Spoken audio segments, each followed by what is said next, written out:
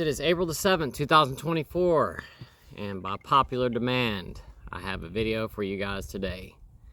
I think you're going to find this one rather interesting. I have had many people ask for this to happen, and I have finally talked my wife into coming on here. Now, although she is going to talk today, she's not going to be on camera. This is the only stipulation that she, in order for her to do this today, she does not want to be on camera, and I understand why. She just doesn't want to have her face on here.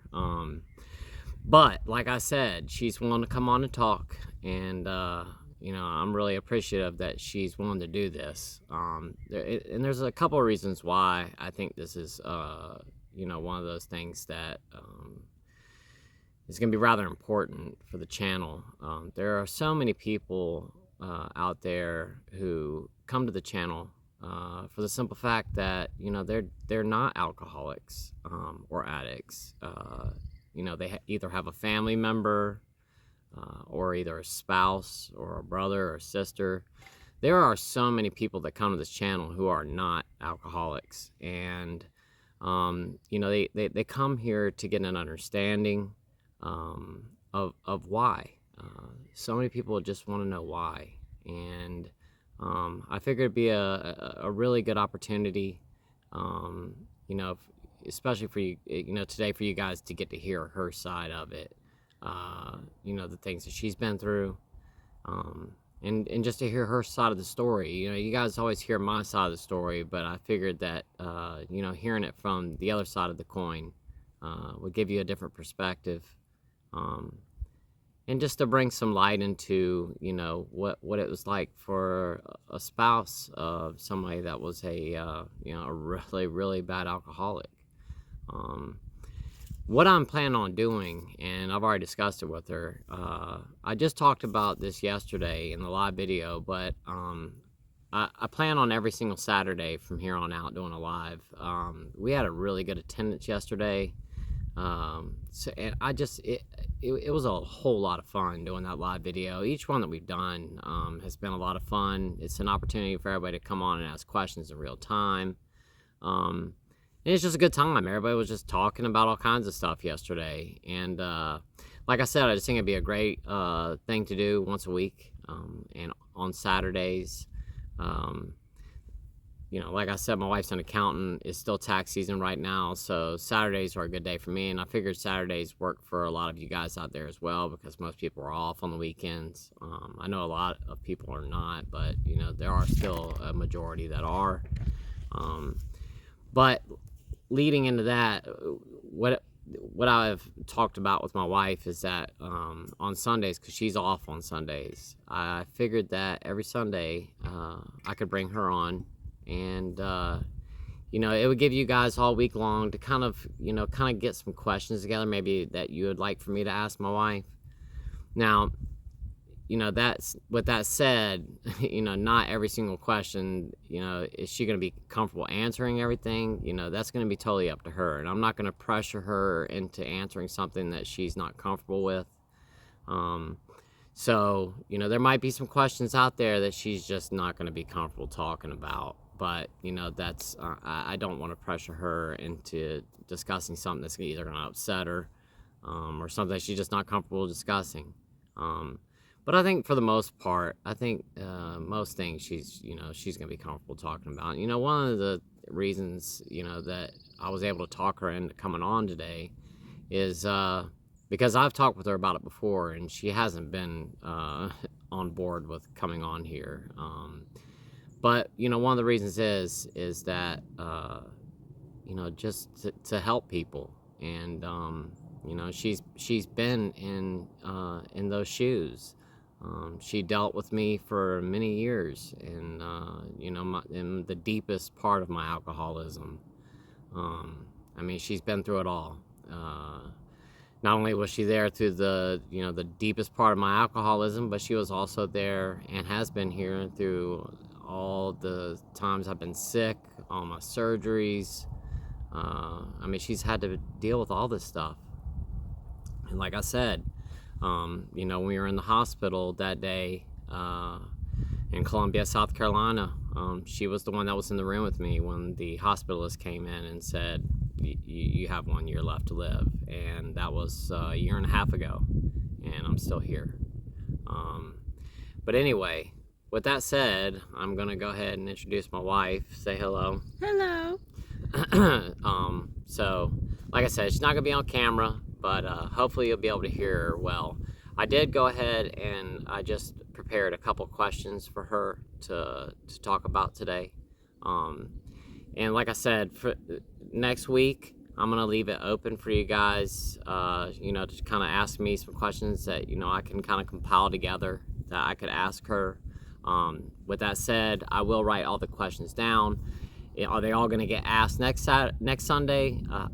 Probably not, but we'll get to them as we go. But I will write down everybody's questions that you would like for me to ask her, and I'll try to compile them and try to organize them in a way for each week for me to be able to ask her. And I'm sure there's going to be a lot of questions from people, you know, what would you suggest? I do, you know, I've got a husband who is an alcoholic, you know, what you suggest or whatever.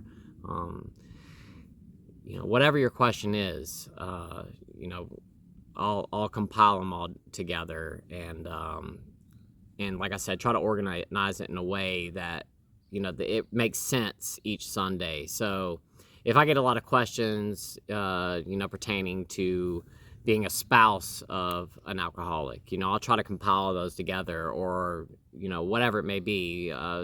Let's say it's finding bottles laying around, which is one of the questions I have today. I'll try to compile that together and make a video on that. So with that said, if whatever questions that you do have, try to keep them in the comment section underneath these videos. That way they're all in one place, and it's just going to be easier for me to find them, because you guys start putting a bunch of questions in other videos, it's going to be really tough for me to get all those questions together. So whatever questions you would like for me to ask next Sunday, please keep them in the comment section for today's video, and that way I can go back and write everything down, and it'll just be so much easier for me to get those together for next week. But with that said, we're not gonna say her name. You know, like I said, I want to keep our anonymity. Yeah, I can't speak today. But anyway, let's go ahead and hop into it. Well, he didn't tell y'all I was super nervous too, so. Yeah, she's very nervous to come on here, and I don't know why she's so nervous to come on, but anyway, I mean, we're just sitting here talking right now, basically. But and I'm gonna try to tone down my country accent for y'all. So I don't think she sounds that country. But anyway, so like I said, I have a couple questions for her today, and we're just gonna go ahead and hop into it. So the first question I have is, when did you notice that I had a problem? Okay, so this one is kind of hard for me to like pin down a specific time or when that came to be. We were extremely young when we moved in together. We got married young, so we were still in like party mode. So it's when you're basically kids and you're kind of living that life, and then I kind of grew out of that and he didn't. But there were always other guys around to hang out with him and drink. And to me it was like, well, maybe this is just what guys do. You know, so I kind of grew out of that. We had a kid, and he really never did. And he started off as quite the lightweight. You know, he couldn't drink more than a 6-pack. But obviously over the years, it just slowly adapted and changed. Well, I told them too, you know, when I was young, I mean, 2-3 beers, I would be drunk. Oh yeah, you couldn't hang out. You couldn't hang with the guys. Yeah, people made fun of me because I would drink 2-3 beers, be passed out. Yeah. And I never really was that much of a partier, but like I said, we were kids hanging out, and slowly over the years, he just continued, and I didn't. At the point where it became a problem, where I knew it was a problem, at least for me, was I realized I didn't really want to go on vacations anymore, because it was always about the alcohol, you know, or hey, let's go out to the beach. And it was like, no, let's just stay here and drink and stuff like that. Or it was always how we got to go get alcohol before we go do this, or we got to go somewhere where there is alcohol. So when you have kids and you're trying to do kid stuff, that really gets in the way. And it got to a point for me where I just didn't want to go anymore. I think I know when that probably was. That time that we went to the mountains and you were pregnant. And you can't drink where we were in the mountains. You can't buy No, alcohol. no. I'm talking about the time that we went up to the Chattooga and we camped along that creek. And I kept wanting to go into Clayton, Georgia, and get alcohol. I remember getting really upset with me. Remember we camped way back in the woods that time along that creek. Yeah, I do remember that. And I think that was probably your last straw that time right there, because I remember you getting really upset with me because I kept, saying this is the last bottle I'm gonna get. And at this point, I was drinking liquor. Yes, you were. And it would be like, he's drinking, I'm watching kids. This isn't vacation. Yeah. I think I was around 34. Yeah, I was 33, 34 at that time, because our youngest one is 10. And we had just found out. Actually, we thought you were pregnant, and then we thought you had a miscarriage, and then we found out that you were pregnant when we got back home. So yeah, and she was actually pregnant with twins, and lost one of the babies, but actually the other one survived, and that's our youngest son now. But yeah, so that's when I really knew, like, okay, this isn't fun. It's not fun for me at all anymore. Yeah.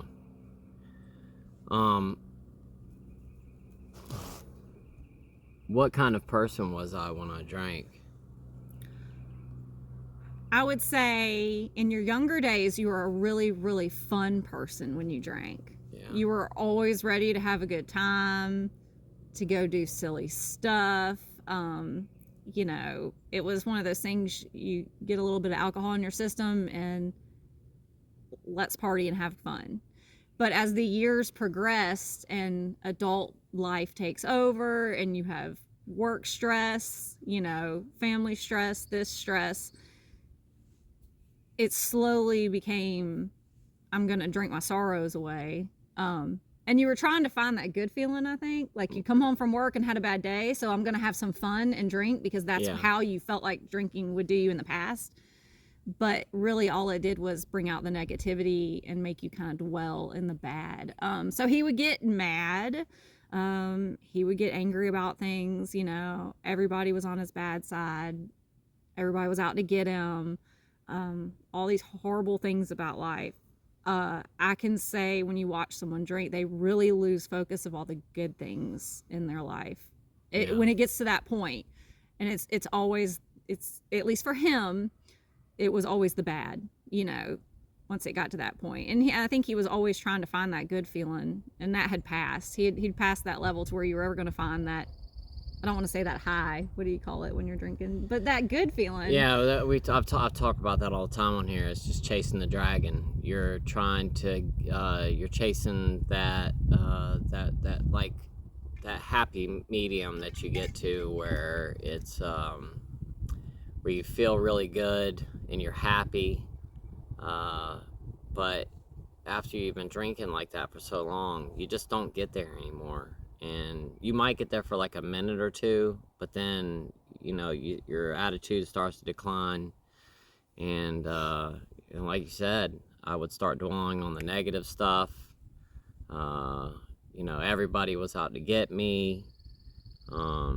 You'd always worry about losing your job. Always. I've talked about that on here too. I was always concerned that I was going to lose my job. And I would be like, nobody's going to fire you. You show up every day. I was always worried about that. And I've talked about how I've always been a really big worrier. I've worried about everything. It was always, how are we going to pay the light bill? How are we going to pay the mortgage this month? It's just always worry, and I would worry myself sick, and then I would try to drink my worries away. And then what ended up happening is I'd just start going on this negative decline, and I couldn't get myself out of the funk, and I would stay in it for long periods of time, and then end up taking it out on her.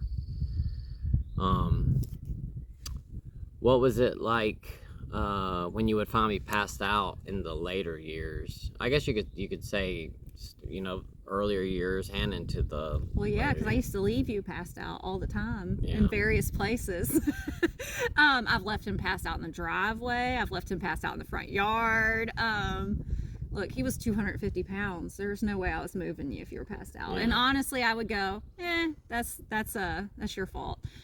But I think what he means is that's when we were younger, and there'd probably be 2 or 3 guys passed out in the front yard because they were out there all night. But I think he means when it got more serious. I would come home from work. I used to work till about 3, and then I'd pick up kids and come home. And even then, sometimes I would come home and he would already be passed out. But in the much later years, when we hit like COVID and he was at home a lot more, I would come home from work around 6. He was already passed out. Stuff was a mess. There would be like food all over the kitchen. He would have started cooking. The stove would still be on sometimes. Like, he was making an attempt. He was going to cook dinner and everything, but couldn't follow through with that. And there was no point in waking him, because if you woke him, he was just going to be in a really bad mood. So your goal was just to let him sleep. But you could tell very discombobulated, I guess is the way to say it. Drawers would be open all over the place, like he was looking for something. And obviously he had been blacked out and done who knows what, or trying to get who knows what done. Probably what I ended up doing, if there was a bunch of drawers open, is I probably hid my liquor and was looking somewhere, for more, and then I couldn't remember where I put it. Yeah, and I did that all the time. He was probably looking for bottles that I had poured out at some point in time. Yeah. I've talked about that you would do that. You would find my stash and pour it out, and I would get really upset when you would do that. Yeah, that leads right into your next question.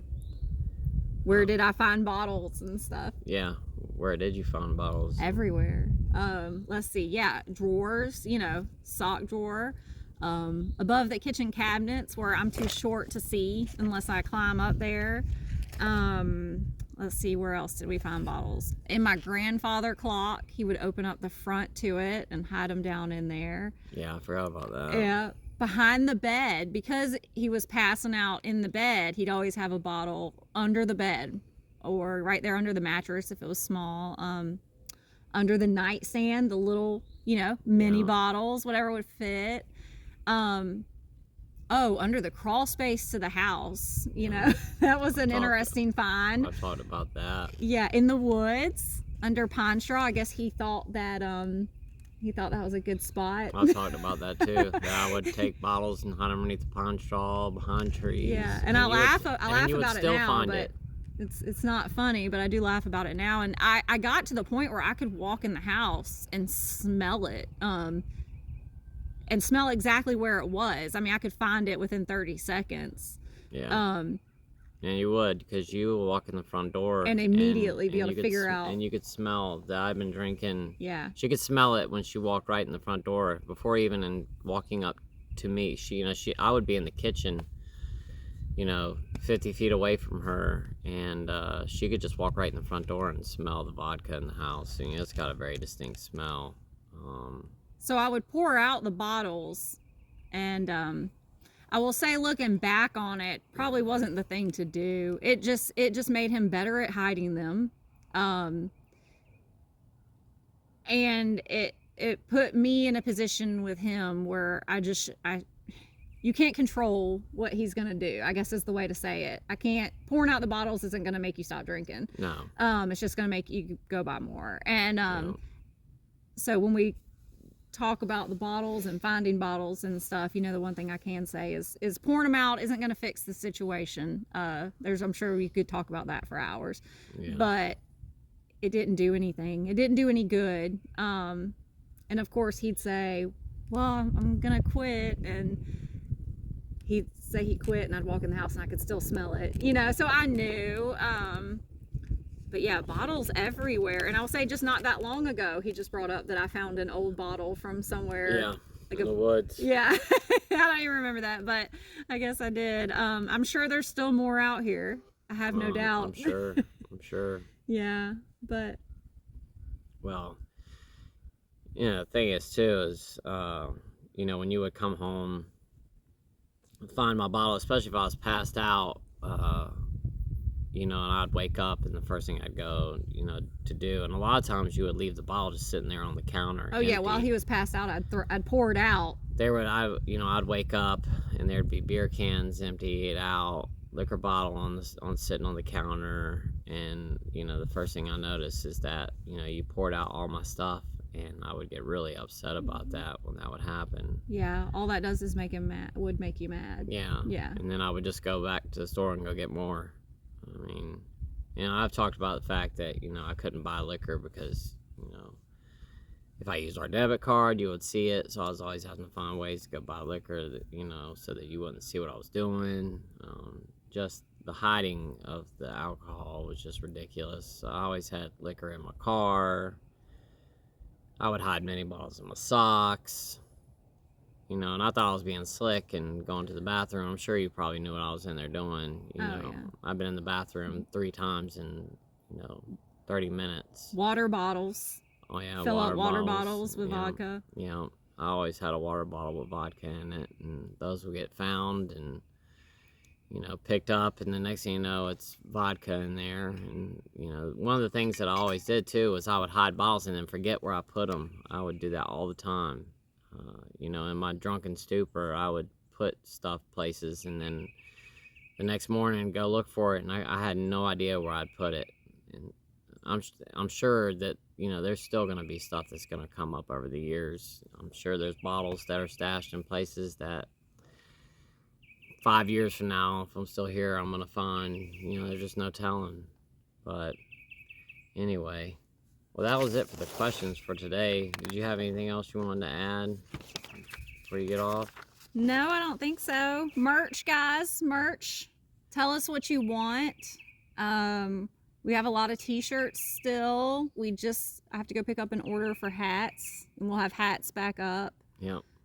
New mugs are getting done right now, so we're waiting on those to be back in stock. I'm the merch person, so I'm always gonna be pushing the merch. She handles all the merch. She does all the shipping of the merch, does everything with the merch. I don't handle any of that, so. Yeah, so if you've bought merch and you're happy with it, please post an Amazon review. Please put pictures up so we can see y'all. Yeah. All that good stuff. Yeah, I've asked for pictures from some of the guys. Yeah, if you guys have any pictures of you wearing the merch or whatever, we'd love to have them. Yeah. Especially to put up on the Amazon store or up on social media. But anyway, guys, I think that's it for today. Like I said, go ahead and in today's video, in the comment section, if you have any questions that you'd like for me to ask for her for next week. I just kind of threw a couple questions on here for today just to keep it kind of simple, but I figured that there was going to be a lot of questions from you guys. And like I said, if you could just please put them in today's video comments. You know, if you watch today's video and 3 days from now you decide that there's, you know, a question popped in your head, go to today's video and put it in the comment section there. That way I can compile everything up for next week. And you know, I'm not going to ask her 20 questions next week. We're going to keep it rather simple. You know, probably like 5-6 questions each week.